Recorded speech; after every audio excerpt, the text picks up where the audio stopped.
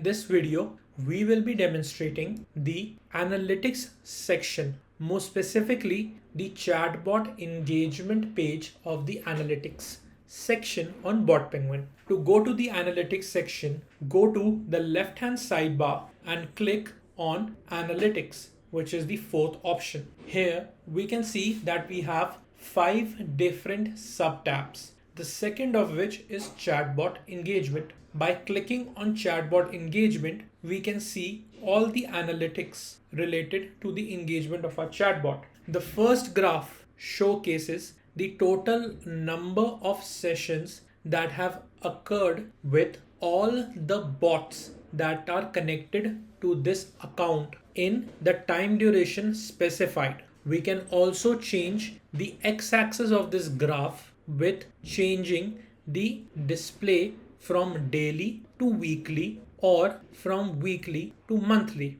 We can additionally pick the bots for which we want to see the total number of sessions. We can select one bot, two bots, multiple bots, or all the bots, which come picked by default. Secondly, we can see the number of unique users versus the number of returning users. This too can be showcased for a specific time duration, for a specific bot or a number of bots, as well as showcased daily, weekly, or monthly. Moving downwards, we can see the average session duration of each session. In a similar manner, we can select the time duration, the bots, as well as what it is showing, either daily, weekly, or monthly. We can see the number of messages per session on an average for any day, week, or month using the messages per session analytics. The escalation rate showcases